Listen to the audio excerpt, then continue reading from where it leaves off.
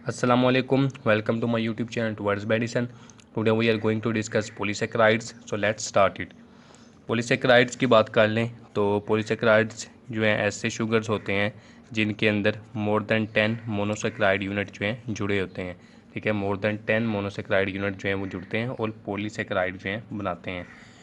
Polysaccharides की common properties की बात करें तो ये टेस्टलेस होते हैं। ठीक है, उसके बाद ये नॉन रिड्यूसिंग होते हैं और उसके अलावा वाटर के अंदर भी मोस्टली इनसॉल्युबल होते हैं। ठीक है, ज़्यादातर ये वाटर के अंदर इनसॉल्युबल होते हैं।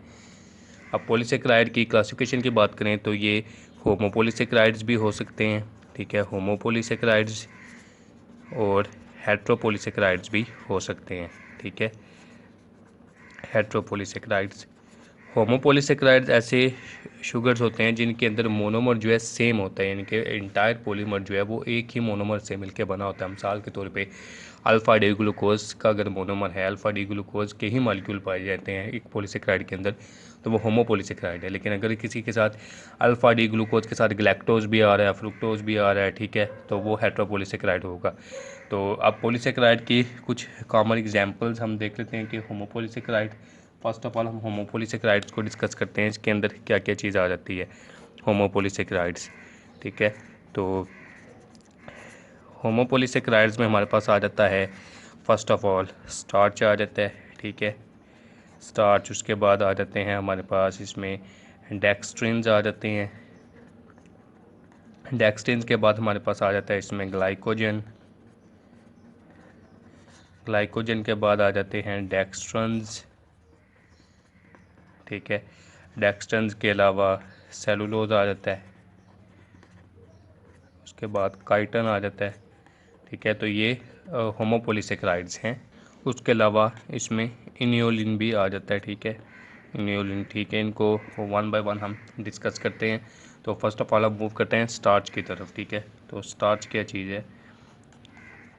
स्टार्च जो पॉलीसेक्राइड है ये ऑब्टेन होता है प्लांट से। ठीक है, और स्टार्च भी आगे मज़ीद दो कंपोनेंट से मिलके बनते हैं, यानी कि इसके अंदर दो तरह के कह लें कि पॉलीसेक्राइड्स या पॉलीमर जो हैं पाए जाते हैं। इसके अंदर एक आ जाता है अमाइलोज, अमाइलोज, और दूसरा आ जाता है अमाइलोपेक्टिन।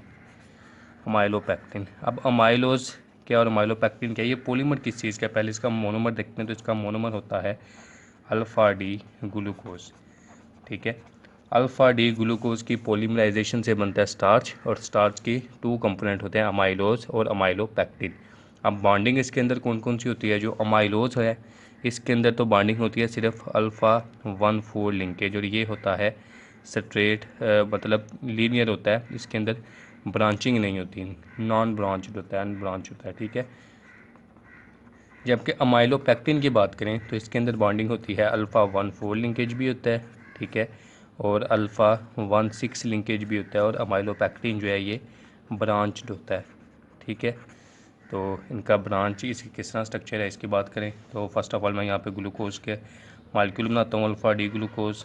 ठीक है, सपोज के this one is alpha glucose, alpha D glucose molecule. यहाँ पे OH एडिशनल हाइड्रोजन मैं नहीं बना रहा, OH। ठीक है, और ऊपर CH2OH। ओके हो गया। ठीक है, यहाँ पे OH एक अंदर की तरफ होता है। इसके साथ यहाँ पे मैं एक और ग्लूकोज का ही मॉलिक्यूल बना रहा हूँ, अल्फ़ा डी ग्लूकोज का, दिस वन। यहाँ पे फिर उसी तरह OH H। ठीक है, नीचे OH, एक अंदर OH OH, और ऊपर CH2OH। अब नंबरिंग हम पीछे भी इनकी बॉन्डिंग जो है पढ़ चुके हैं। ठीक है, 1 2 3 4 5 एंड 6, इधर भी 1 2 3 4 5 एंड 6। तो अब अमाइलोज के अंदर कौन सी बॉन्डिंग है? अल्फ़ा 1,4 है, तो 1 और 4 के दरमियान OH और H जो है ये रिएक्ट करेंगे यहाँ से। ठीक है, ये वाटर मालिक्यूल बना के यहाँ से फिर ग्लाइकोसिडिक बॉन्ड बना देते हैं कुछ इस फॉर्म में, इनको लिंक कर देते हैं। ठीक है, तो ये बॉन्डिंग होगी अल्फ़ा 1,4 लिंकेज अमाइलोज के अंदर। अमाइलोज के अंदर क्या होता है? इस तरह के काफ़ी सारे मॉलिक्यूल जो है लिंक होते चले जाते हैं, मतलब यहाँ पे इस साइड पे एक और शुगर इधर ही लिंक हो जाएगा, इधर एक और शुगर लिंक हो जाएगा। तो यूँ इनका पॉलीमर जो है एक लीनियर वे में चलता जाता है अमाइलोज का। अमाइलोज में ब्रांचिंग नहीं पाई जाती। तो अमाइलोज के स्ट्रक्चर की बात करें तो यहाँ पे ब्रैकेट डाल के यहाँ पे एक ऑक्सीजन लगाएं, ब्रैकेट डालें। ठीक है, और इस तरफ भी ब्रैकेट डाल के यहाँ पे N लिख दिया जाता है। एन ये शो करने के लिए कि जो है एन नंबर ऑफ मॉलिक्यूल जो है वो जुड़ रहे हैं, इनके बॉन्डिंग जो है कंटिन्यू है। ठीक है, तो अमाइलोपेक्टिन के स्ट्रक्चर की बात करें तो अमाइलोपेक्टिन में 1,4 लिंकेज है अमाइलोज की तरह बिल्कुल, लेकिन साथ अल्फ़ा 1,6 लिंकेज भी होता है। 1,6 लिंकेज किस तरह होता है कि इसी को मैं मिसाल लेता हूँ। ठीक है, तो ये स्ट्रक्चर बना हुआ है, इसको मैं इधर बना लेता हूँ। दिस वन इज़ हेयर, यहाँ पे ऑक्सीजन हो गया, यहाँ पे हमारा ग्लाइकोसिडिक बॉन्ड हो गया। ठीक है, उसके बाद ये शुगर, ऑक्सीजन। ठीक है, उसके बाद आगे एक और शुगर इसी तरह जोड़ लें तो ये शुगर आपस में इधर जुड़े हुए हैं। ठीक है, ऊपर इधर CH2OH लगा हुआ है, इधर भी CH2OH, इधर भी CH2OH। ठीक है, तो बॉन्डिंग इस तरह आ गई है, चल रही है। ठीक है, बाकी यहाँ पे OH है, यहाँ पे OH नीचे है, इधर H होता है, इधर OH होता है, इधर H है, OH है, H है। ठीक है, कंप्लीट स्ट्रक्चर मैं सही से नहीं बना रहा। अब यहाँ पे देखें तो 1,4 लिंकेज से तो ये जुड़े हुए हैं। अब 1,6 लिंकेज किस तरह बनेगा, यहाँ पे नीचे एक और शुगर आएगा। ठीक है, यहाँ पे यूँ ये एक शुगर है। ठीक है, ये शुगर है, यहाँ पे ऑक्सीजन लगा हुआ है। ठीक है, और नीचे इधर OH उसी तरह OH H। ठीक है, OH H OH, और ऊपर इधर है CH2OH। अब क्या हो गया, जो CH2OH है इसका OH इस नीचे वाले OH के साथ इस नीचे वाले OH के साथ नहीं, बल्कि यहाँ पे जो फर्स्ट वाला OH होता है, यहाँ पे इनके सपोज कि यहाँ पे आगे बॉन्डिंग इसने नहीं की हुई, यहाँ पे OH जो है इसका नीचे है 1 वाला। ठीक है, आगे यहाँ पे चेन ख़त्म हो रही है, लीनियर चेन जो है। तो अब इसका OH जो है 6 का इस 1 के OH के साथ इंटैक्ट करता है। ठीक है, और यहाँ पे ये ग्लाइकोसिडिक बॉन्ड बना देते हैं, इनके यहाँ से वाटर मॉलिक्यूल रिलीज हो जाएगा और इसके 1 के साथ यूँ ग्लाइकोसिडिक बॉन्ड के ज़रिए ये जुड़ जाता है। ठीक है, तो यानी कि यहाँ पे बॉन्डिंग आ जाती है CH2O, आगे कार्बन के साथ ये जुड़ा होता है। यानी कि ये शुगर था, इसको मैं यहाँ पे बनाऊँ तो ये शुगर था, इसका नीचे OH था, OH जो है अब रिएक्ट कर चुका है। अब दूसरा नीचे जो शुगर था उसका ऊपर CH2OH था, तो CH2OH उसका और इधर का OH जो रिएक्ट करके वाटर बना के चले गए, दरमियान में इनके आ जाएगी अब ऑक्सीजन। तो ये 1,6 बॉन्ड इस तरह इनका बन जाता है चेन में। तो इस तरह चेन में इनके मल्टीपल पॉइंट्स पे इनकी स्टेट चेन चल रही होती है, अंदर इनके ब्रांचिंग भी आ रही होती है 1,6 लिंकेज के ज़रिए। तो ये स्ट्रक्चर होता है अमाइलोपेक्टिन का। ठीक है, तो अमाइलोपेक्टिन में बस ये इनकी स्ट्रक्चर जो है आपको ड्रा करने की ज़रूरत नहीं है। ठीक है, इनके ना ही ये पूछे जाएंगे, लेकिन आपको बॉन्डिंग की अंडरस्टैंडिंग होनी चाहिए, कौन सी बॉन्डिंग हो रही है, किसके अंदर मोनोमर क्या है। ठीक है, उसके बाद ग्लाइकोजन पे आ जाएँ तो ग्लाइकोजन का स्ट्रक्चर जो है वो भी अमाइलोपेक्टिन की ही तरह है, यानी कि एक स्ट्रेट चेन यूँ शुगर्स की चल रही होगी, ये सपोज स्ट्रेट चेन शुगर की जा रही है, इस तरह पेरिस मोनोमर जुड़े हुए हैं और अंदर कहीं ब्रांचिंग भी यूँ जा रही होगी, 1,6 ब्रांचिंग भी जा रही होगी। लेकिन जो ग्लाइकोजन है उसके अंदर ब्रांचिंग जो है वो ज़्यादा होती है अमाइलोज जो अमाइलोपेक्टिन है उसकी निस्बत। अमाइलोपेक्टिन में तकरीबन 24 से 30 ग्लूकोज जो है उनके रेजिड्यू इस तरह स्ट्रेट चेन में जुड़ते हैं, उसके बाद ब्रांचिंग आती है 1,6 वाली ब्रांच। लेकिन ग्लाइकोजन की बात करें तो ग्लाइकोजन में अबाउट 12 से 15 यूनिट्स जो है स्ट्रेट चेन में जुड़ते हैं, उसके बाद ब्रांच आ जाती है। इनके ग्लाइकोजन के अंदर ब्रांचिंग जो है अमाइलोपेक्टिन की निस्बत 2 गुना होती है, उससे ज़्यादा ब्रांचिंग होती है। और ग्लाइकोजन के मॉलिक्यूल में ये भी होता है कि सपोज कि दिस वन ये ग्लाइकोजन की जो है यूँ ग्लूकोज मॉलिक्यूल की नहीं जा रही हैं। ठीक है, इनके अंदर ब्रांचिंग भी हो रही है। ओके हो गया, तो इसमें मॉलिक्यूल में ना सेंटर में एक प्रोटीन पाई जाती है यहाँ पे, जिसको हम नाम लेते हैं ग्लाइकोजेनिन का। ठीक है, ग्लाइकोजन के अंदर क्या करती है, ये जो इनिशियल इनकी ग्लाइकोजन फार्मेशन है इसको प्रमोट करती है, ग्लाइकोसिडिक बॉन्ड फार्मेशन को। ठीक है, एज अ एंजाइम एक्ट कर रही होती है बॉन्ड फार्मेशन में ड्यूरिंग फार्मेशन ऑफ ग्लाइकोजन। उसके बाद नेक्स्ट हमारा जो पॉलीसेकेराइड है वो है डेक्स्ट्रिन। अब डेक्स्ट्रिन क्या होता है, डेक्स्ट्रिन स्टार्च की डायरेक्शन से बनता है। इनके स्टार्च जो है एक लॉन्ग चेन है। ठीक है, अमाइलोज की लॉन्ग चेन चल रही है, तो अमाइलेज एंजाइम हम डालते हैं इसके अंदर, अमाइलेज एंजाइम। अब अमाइलेज एंजाइम क्या करता है, अमाइलेज एंजाइम अल्फ़ा 1,4 बॉन्ड को क्लीव कर सकता है, 1,4 बॉन्ड को। ठीक है, 1,6 को क्लीव नहीं करता। तो चेन जो अमाइलोज की चेन है 1,4 बॉन्ड को क्लीव करके इसकी वेरियस फ्रैगमेंट्स बना देता है। किसी फ्रैगमेंट्स में दो मोनोसेक्राइड होंगे, किसी में 3 मोनोसेक्राइड होंगे, किसी में 4 मोनोसेक्राइड होंगे। इसी तरह जो अमाइलोपेक्टिन है चेन उसके भी ये क्लीवेज करेगा। तो कहीं पे जो है 1,6 की ब्रांच आ रही होगी किसी फ्रैगमेंट में, किसी फ्रैगमेंट में 1,6 की ब्रांच नहीं आ रही होगी, ठीक है। तो इस तरह स्टार्च को तोड़ के ये डिफरेंट डाइसेक्राइड का, डिफरेंट ओलिगोसेक्राइड का एक कम्बिनेशन बनाता है, ठीक है।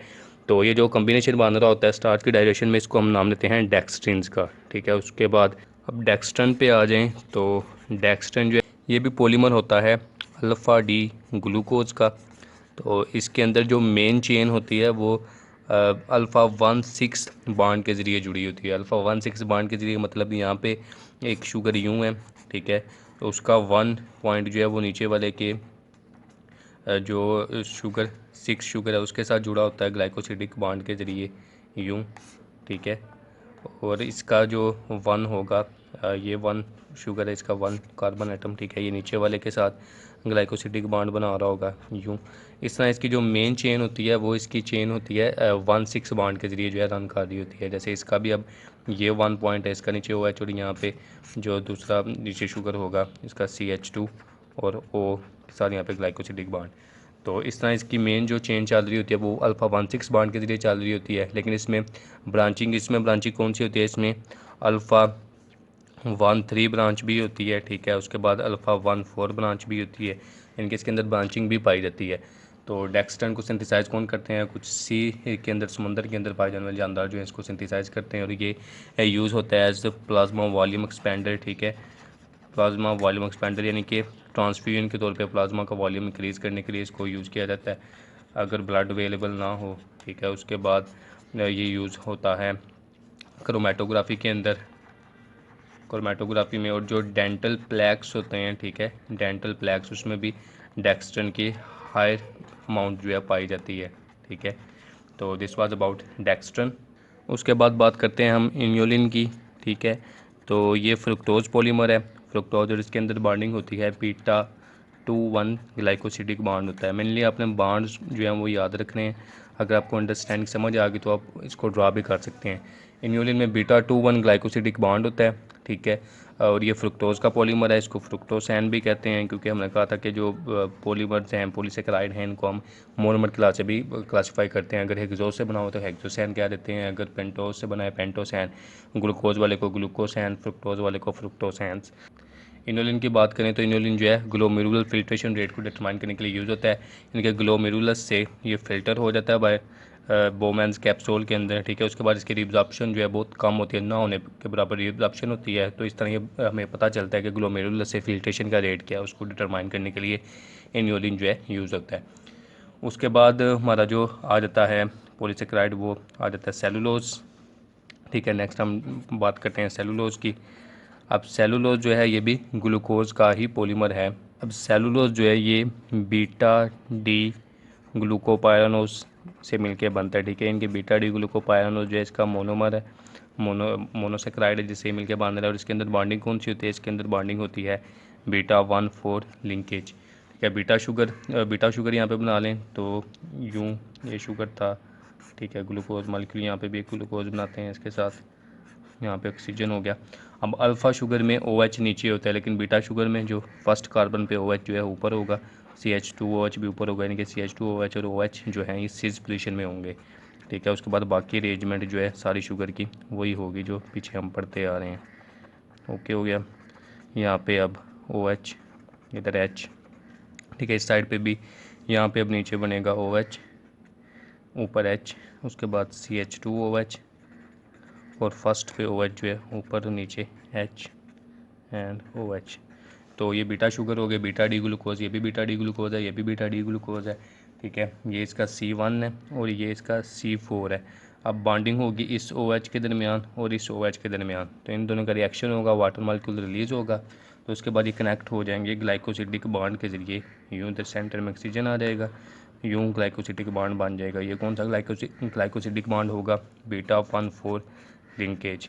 तो इसकी इस तरह लॉन्ग चेन, एक लॉन्ग अन ब्रांच चेन चलेगी, इधर भी मज़ीद शुगर जुड़ेंगे, इधर भी मज़ीद शुगर जुड़ेंगे, तो इससे जो पॉलीमर बनेगा वो होगा सेलुलोज। अब सेलुलोज जो है ये प्लांट्स के अंदर पाया जाता है, प्लांट सेल वॉल बनाता है, एनिमल्स के अंदर ये नहीं पाया जाता, और ह्यूमंस के अंदर इसकी डाइजेशन नहीं होती, ह्यूमन इसको डाइजेस्ट नहीं कर सकते, क्योंकि ह्यूमन बॉडी के अंदर ऐसा एंजाइम नहीं होता जो बीटा 1,4 बॉन्ड को क्लीव कर सके। लेकिन कुछ हर्बीवोर जो होते हैं उनकी गट के अंदर स्मॉल माइक्रो ऑर्गेनिज्म रहते हैं जो इस बॉन्ड को क्लीव करते हैं, उनकी डायजेशन जो है करवाते हैं। तो सेलुलोज की अगर डायजेशन होगी, इस तरह लॉन्ग चेन है तो इसकी डायजेशन से स्मॉल फ्रैगमेंट्स बनेंगे। ऐसे स्मॉल फ्रैगमेंट्स अब जिनमें 2 यूनिट आ रहे हों, उस फ्रैगमेंट को हम सेलिबॉयस का नाम भी देते हैं, ठीक है। सेलोबॉयस यानी कि जिस तरह माल्टोज था, माल्टोज अल्फ़ा डी ग्लूकोज के 2 सब यूनिट से मिलकर बना हुआ था, तो बीटा डी ग्लूकोज जो है इसके 2 सब यूनिट मिले तो सेलिबॉयस बनेगा, और ये बनता है सेलुलोज की डायजेशन के दौरान। तो सेलुलोज जो है ये भी प्लांट के साथ लिंक्ड है। उसके बाद पीछे जो पढ़ा था हमने स्टार्च जो है ये भी प्लांट से ऑब्टेन होता है, लेकिन जो ग्लाइकोजन था, ग्लाइकोजन लिमिटेड है टू एनिमल्स, तो ग्लाइकोजन को एनिमल स्टार्च भी कहा जाता है। उसके बाद इन्योलिन है, इसका भी ओरिजिन प्लांट से होता है। डेक्स्ट्रिन जो है उसका सी से ओरिजिन था, और डेक्स्ट्रिन जो था वो ऑब्टेन होता है स्टार्च के मेटाबॉलिज्म के दौरान। आगे नेक्स्ट हमारा रह गया है पॉलीसेकेराइड काइटन, ठीक है। तो काइटन की बात करें तो काइटन का जो मोनोमर है ये है एन एसिटाइल बीटा डी ग्लूकोजामीन, ठीक है। एन एसिटाइल बीटा डी ग्लूकोजामीन है, और इसके अंदर लिंकेज कौन सा होता है, बीटा 1,4 लिंकेज होता है। अब एन एसिटाइल के बारे में मैंने बताया था कि NH ग्रुप, उसके साथ C double bond oxygen CH3, ठीक है, ये होगा हमारा एन एसिटाइल ग्रुप, ठीक है। इनके अमाइनो ग्रुप के साथ एसिटाइल ग्रुप हमने लगा दिया तो ये हमारा बन गया एन एसिटाइल ग्रुप। अब ग्लूकोज था यहाँ पे बीटा ग्लूकोज मैं बना रहा हूँ, ठीक है, ऊपर OH नीचे H, ठीक है, इधर CH2 OH है, और यहाँ पे भी OH H OH, ठीक है। ये मैंने बीटा डी ग्लूकोज बनाया, ठीक है। अब इसमें मैं क्या करता हूँ कि इसका OH जो है, ये वाला OH, इसको मैं उतार के इसकी जगह पे मैं लगा देता हूँ NH और साथ C double bond oxygen CH3।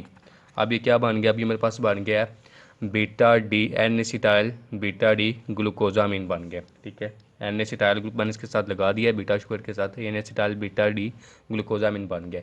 अब उसी तरह यहाँ पे इसके एक और जो है मोनोमर आएगा, सेम इसी तरह का मोनोमर आएगा, OH नीचे H होगा, इधर ऑक्सीजन, ठीक है। यहाँ पे अब लगा होगा NH C double bond oxygen CH3, और इस साइड पे आ जाएगा HOH, ठीक है। तो अब यहाँ पे इसकी उसी तरह बॉन्डिंग होगी, बीटा 1,4 लिंकेज, यानी कि ये वाला OH इस OH के साथ रिएक्ट करेगा और ये यूं ग्लाइकोसिडिक बॉन्ड बना देंगे, और वाटर मॉलिक्यूल जो है वो फिर यहाँ पे वाटर मॉलिक्यूल रिलीज़ हो जाएगा। तो इस तरह बनेगा काइटन का स्ट्रक्चर। तो स्ट्रक्चर याद करने की ज़रूरत नहीं है। अब काइटन कहाँ पाया जाता है, एक्सोस्केलेटन में पाया जाता है, इंसेक्ट्स वगैरह के, उसके अलावा ये फंजाई के अंदर पाया जाता है, फंजाई की सेल वॉल के अंदर। अब बुक पे आ जाएं तो बुक पे यहाँ पे ये दिए हुए पॉलीसेकेराइड, ठीक है, सत्या का चैप्टर 2 ही है, यहाँ से पॉलीसेकेराइड पढ़ने हैं सारे। उसके बाद होमोपॉलीसेकेराइड यहाँ पे दिए हुए हैं, स्टार्च है, ठीक है। स्टार्च के बाद ऑनवर्ड यहाँ पे सारे दिए हुए हैं, डेक्स्ट्रीन, उसके बाद डेक्स्ट्रन इन्योलिन ग्लाइकोजन, उसके बाद सेलुलोज है, ठीक है। डेक्स्ट्रन के बारे में बातें जो है 2-4 बातें आपने वो लिख लेनी है, लिंकेज जो मैंने बताया उस लिंकेज को अपने बुक पे अपनी लिख लेना है, ठीक है। फ्रुक्टोज का लिंकेज लिख लेना है, और उसके बाद सेलुलोज है, ठीक है, सेलुलोज के बारे में यहाँ पे बताया गया, और उसके बाद काइटन है, काइटन का बताया गया। यहाँ पे स्ट्रक्चर्स भी यहाँ पे कुछ बने हुए हैं, ठीक है। स्ट्रक्चर से आपने आइडिया लेना है, बस बॉन्डिंग को आपने समझना है, इनको ड्रा करने की ज़रूरत नहीं है, ना ये आपसे पूछे जाएंगे। यहाँ पे ये माइलोज का बनाया हुआ है कि ये अल्फ़ा 1,4 लिंकेज से ये जुड़ा हुआ है, देखो ये माइलोपैक्टिन है, ये अल्फ़ा 1,4 चेन है, नीचे भी अल्फ़ा 1,4 चेन है, ठीक है, और ये दरमियान 1,6 जो है ब्रांच लगी हुई है, ठीक है। ये माइलोपैक्टिन का स्ट्रक्चर और ग्लाइकोजन का स्ट्रक्चर भी इसी तरह का होता है, लेकिन उसके अंदर ब्रांचिंग जो है वो अमाइलोपैक्टिन की निस्बत जो है ज़्यादा आ जाती है। तो यहाँ से आपने पॉलीसेकेराइड्स को पढ़ना है। उसके बाद हार्पर पे आ जाएं, हार्पर पे ये दिए हुए हैं पॉलीसेकेराइड, ठीक है, यहाँ से भी इनको पढ़ लेना है। यहाँ पे सारी बातें ऑलमोस्ट सत्या वाली ही लिखी हुई हैं, बस यहाँ पे ग्लाइसेमिक इंडेक्स का लिखा हुआ है, ये न्यूट्रिशन वाले चैप्टर में भी हम पढ़ेंगे। ग्लाइसेमिक इंडेक्स का मतलब होता है कि एक फूड खाने के बाद फूड ब्लड के अंदर ग्लूकोज को कितना इंक्रीज़ करती है, उस लिहाज से जो इनका इंडेक्स एक डेवलप किया गया है, इसको नाम देते हैं हम ग्लाइसेमिक इंडेक्स का, ठीक है। उसके बाद ग्लाइकोजन है, ठीक है, यहाँ पे वही बातें बताई गई हैं। सेलुलोज है, सेलुलोज, उसके बाद सेलुबॉयस डेक्स्ट्रिन वगैरह, तो ये यहाँ से पढ़ लेना है। उसके बाद यहाँ पे गैग्स हैं, ग्लाइकोप्रोटीन है। अब गैग्स जो हैं ये आते हैं हेट्रोपोलीसेकेराइड्स के अंदर, तो इनको हम नेक्स्ट लेक्चर के अंदर डिटेल से हम स्टडी करेंगे। Thank you.